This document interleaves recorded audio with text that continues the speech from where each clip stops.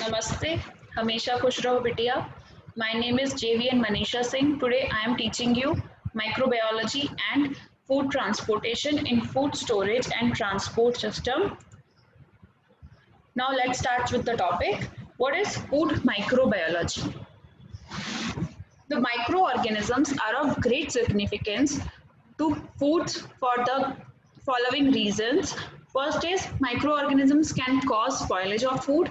Microorganisms are used to manufacture a wide variety of food products, and microbial diseases can be transmitted by foods. Foods can be considered as a medium for microbial growth, considering the vast array of sources, substances, and methods with which food is produced. Practically, every kind of microbe is a potential contaminant.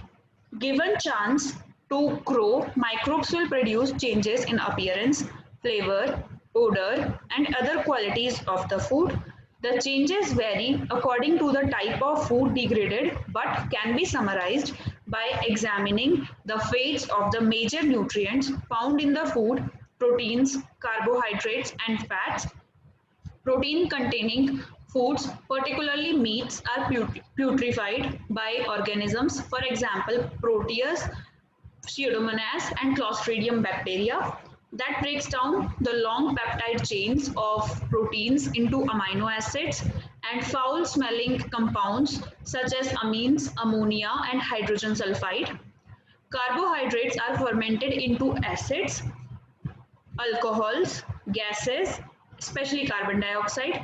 This process is responsible for busting of spoiled chocolate, cream, candies by the yeast. Fat containing foods such as dairy products are spoiled by the microbes that break down lipids into the fatty acids and glycerol. Rancid milk, which can be caused by bacteria, yeast, or mold, is an example of this process. Improperly canned foods are also subject to spoilage by bacteria, yeasts, and molds. Bacteria such as Bacillus clostridium are of particular significance in the canning industry because of the high level of resistance that their spores process possess. One example of microbial spoilage of canned foods is sulfite spoilage caused by Clostridium nigricans, in which contents are blackened and have the odor of rotten eggs. Another example of is flat sour, in which the spoiled product has an abnormal odor, a cloudy appearance, and a sour taste owing to its lower pH. Putrefaction caused by Clostridium sporogenus may cause a can to swell and burst, releasing its partially digested contents and a putrid odor.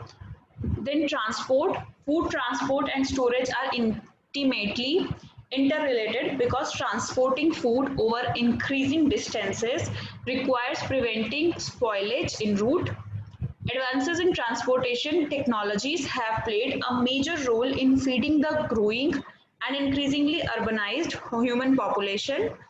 As cities grow, so do their ecological footprints and their dependence on more distant environments. They are increasingly dependent on larger areas to produce enough food and on longer supply lines to import foodstuffs harvested on distant farms, grazing lands, oceans, lakes, and rivers. Because of spatial heterogeneity in soil types, climate, and aquatic productivity, these larger foodsheds allow for a more diverse and nutritious diet than was available to pre-industrial agricultural societies. Although industrial agriculture has led to an overall homogeneity of commercially grown old and new world crops. Advances in food transport has been achieved by some technological innovations that shorten transport time by increasing speed, and others that decrease the spoilage en route. Travel speed was increased by orders of magnitude over human history, ranging from few kilometers per hour for the human and animal powered conveyors convenience of hunter-gatherer and early horticultural societies to more than 1,000 kilometers per hour for jet planes by urban industrial societies. This increase in travel speed is primarily due to the access to fossil fuels and the successive invention of steam engine, the internal combustion engine, the jet engine, and the associated infrastructure. For each mode of transport, the maximum possible speed has increased continually, but at a diminishing rate.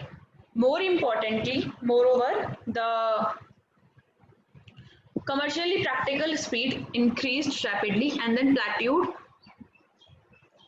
at approximately 40 kilometers per hour for boats and 100 kilometers per hour for railroad trains by the 18th century, 90 kilometers per hour for automobiles by the mid 20th century, and 900 kilometers per hour for aeroplanes by the late 20th century.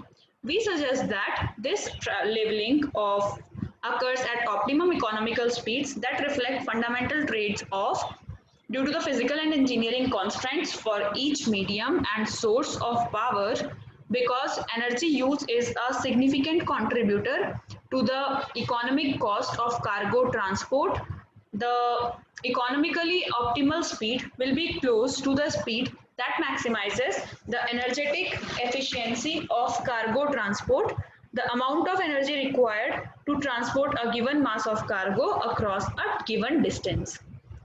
Hope you all are satisfied with this session. This session is powered by Digital Version 2.0 Jyoti Vidyapeeth Women's University Jaipur. If you have any query, please mention it in a comment box. I will resolve them whenever we have a live session. Thank you so much for watching this video.